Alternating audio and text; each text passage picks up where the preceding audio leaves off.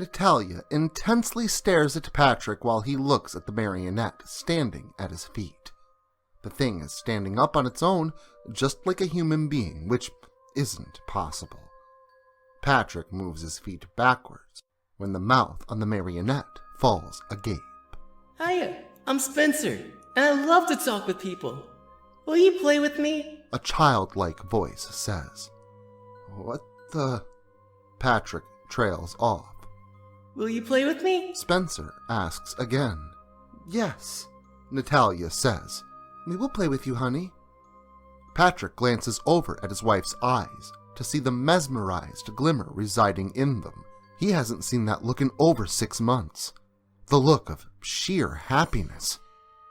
Oh, how he wished that he could pick up the broken pieces of her shattered world.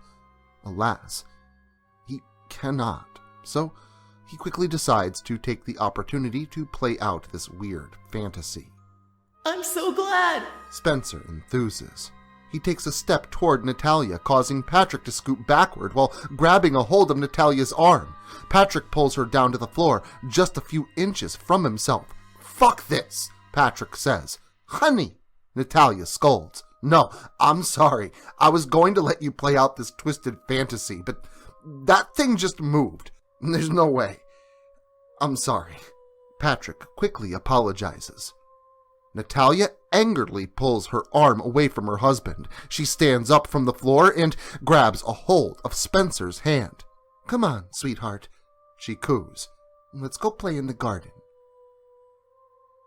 Things aren't always what they appear to be, and for me, life was nice and a peaceful thing. That is, until I realized that my parents had abandoned me.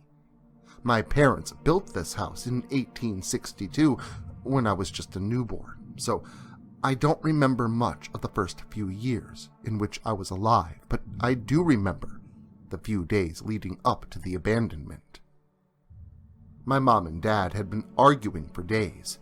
They had decided to sell the house when weird things began to happen, but without any offers. They were stuck.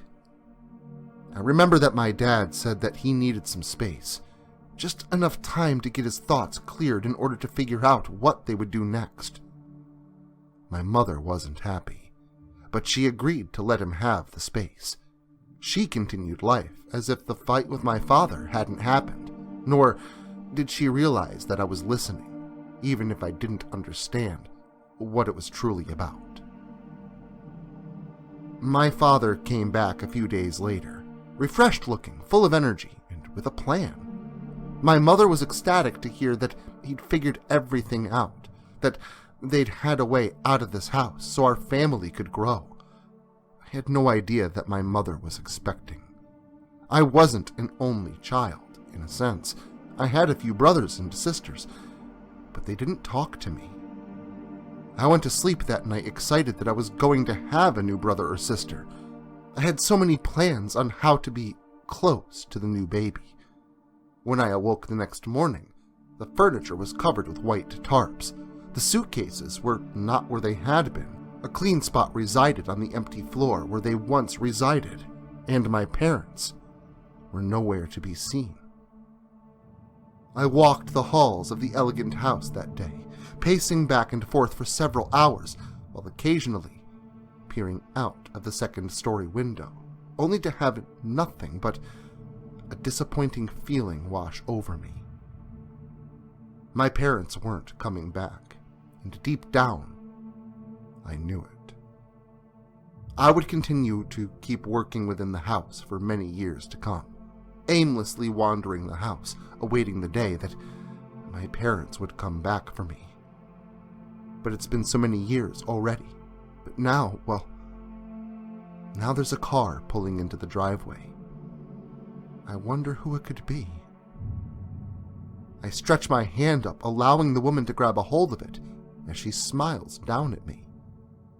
I'm excited that she has agreed to play with me, since I've been extraordinarily lonely for quite some time. The man, on the other hand, I don't like him. He swore at me, and I dislike swearing. He doesn't seem kind, and he reminds me of my father. I don't like my father, and I don't like this man. My name is Spencer. I grew up in this house, even though I'm made of wood and have strings attached to my limbs. I may have a nasty bark, but I don't bite, unless you deserve it. And boy, does that man deserve it.